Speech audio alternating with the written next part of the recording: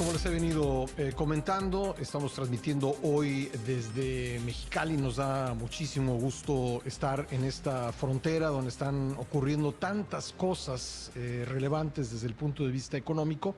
Y vamos a platicar de algunas de ellas con mi invitado, el secretario de Hacienda de Baja California, Marco Antonio Moreno. Secretario, gracias por estar en el programa. Pascal, encantado de estar contigo. Bueno, pues yo creo que una de las cosas más relevantes que ha ocurrido en los últimos días es que el estado de Baja California obtuvo el primer crédito sostenible en el mercado de deuda subnacional otorgado a una autoridad pública en México. Es lo que se denomina un bono verde, que se va a utilizar con dos propósitos. Por un lado, para asegurar la dotación de agua que requiere el Estado. Sabemos que Baja California, como muchas partes de México, ha vivido en los últimos años un tema de estrés hídrico. Y por otro lado, también programas de equidad de género. Cuéntanos cómo se obtuvo este crédito. Gracias, Pascal. Ciertamente, el Estado tiene un programa de financiamiento sostenible que tiene dos segmentos fundamentales. Un bono verde que estará destinado a proyectos de inversión en infraestructura hídrica, proyectos que cumplen los objetivos de desarrollo sostenible de la ONU. Ese es el requisito. Esos son los requisitos. Es un financiamiento o bono sustentable que se emite al amparo de un marco de referencia que te permita asegurar que los proyectos cumplen con esa característica. Son 3,000 millones de pesos.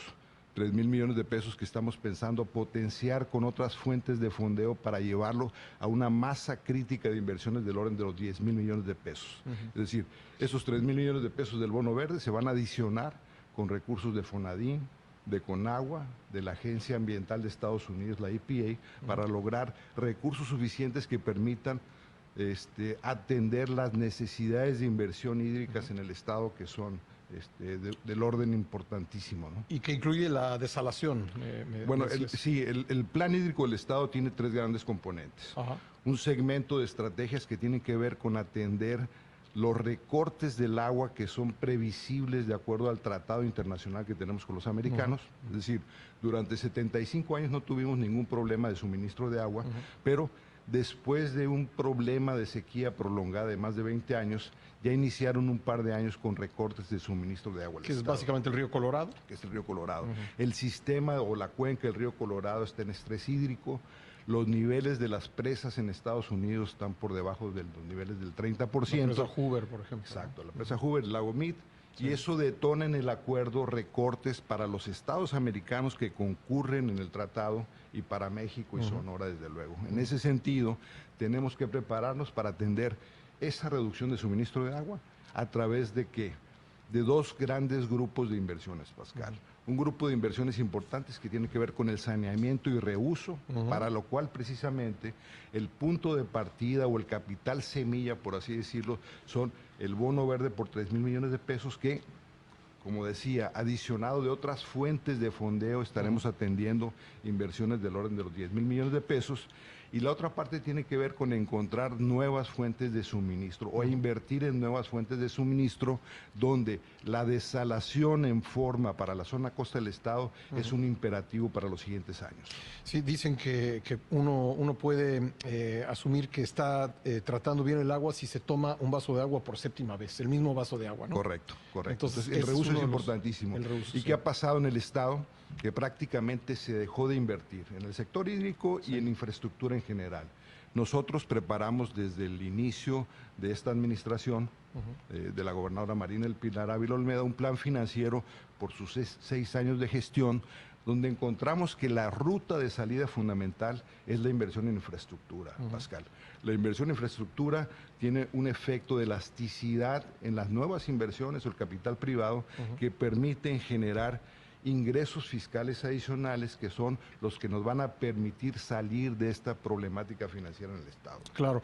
Estamos, como sabemos, ante una oportunidad enorme de inversiones para el país, pero depende de que hagamos la tarea, y parte de la tarea es tener la infraestructura necesaria y el agua. Correcto, las condiciones de competitividad en el Estado, que evidentemente tenemos una localización geográfica privilegiada, enseguida de uno de los principales mercados internacionales, California. Necesitamos tener la habilidad de dotar de los recursos que requiere la inversión: agua, energía, movilidad, etcétera. Y en ese sentido requerimos que el Estado haga su tarea. Tenemos prácticamente 20 años sin invertir en el sector hídrico o en infraestructura en general, y por primera vez después de muchos años, durante el 2022, logramos mantener ya niveles razonables de inversión, Pascal. Bueno, esa era una de las noticias. La otra es que en coordinación con el sector privado, se ha aumentado el impuesto a la nómina de 3% a 4.25%. Este 1.25%, ¿a qué proyectos se va a destinar? Porque entiendo que será un dinero etiquetado. Efectivamente. Bueno, todo parte de este plan financiero. El eje del plan financiero, te decía, tiene que ver con potenciar inversiones en infraestructura en el Estado. Y por otro lado, hay demandas de mayor seguridad en el Estado.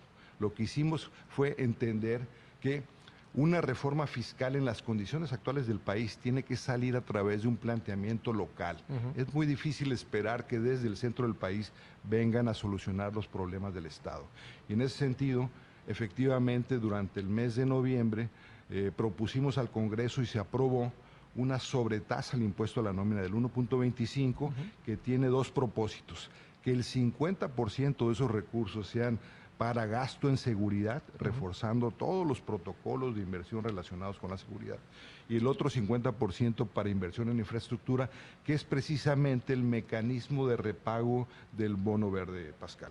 Bueno, pues, y esto en coordinación con el sector empresarial. Desde luego. ¿Ha estado de acuerdo el sector empresarial en que pagar una tasa mayor, pero que este dinero se destine? El sector empresarial tenía fundamentalmente dos demandas para el Estado: más seguridad y mayor inversión en infraestructura, y en ese sentido estamos utilizando este mecanismo fiscal para poder hacer el cumplimiento de esas inversiones. Rápidamente, en el minuto que nos queda, en ambas cosas, en la infraestructura hídrica y en seguridad, ¿cuándo se espera, digamos, empezar a ver resultados? ¿Cuál es el plan? Bueno, tenemos todo un pipeline de proyectos de inversión. Ya iniciamos la rehabilitación de diversas plantas de tratamiento de aguas residuales. La intención es, lógicamente, potenciar el reuso de agua, el saneamiento en todo el Estado, que permita tener menor dependencia de nuevas fuentes de suministro. Estamos ya trabajando con diversos paquetes de inversión, y estamos también trabajando en este comité de inversiones del bono verde, donde concurren agentes financieros como Nadbank, una empresa especializada en este tipo de proyectos, para poder tratar de, a la brevedad posible, realizar estas inversiones. Pues bien, secretario, mucho éxito con estos planes, Pascal. Y gracias por la entrevista. Encantado de estar con ustedes. Gracias a Marco Antonio Moreno, es el secretario de Hacienda de Baja California.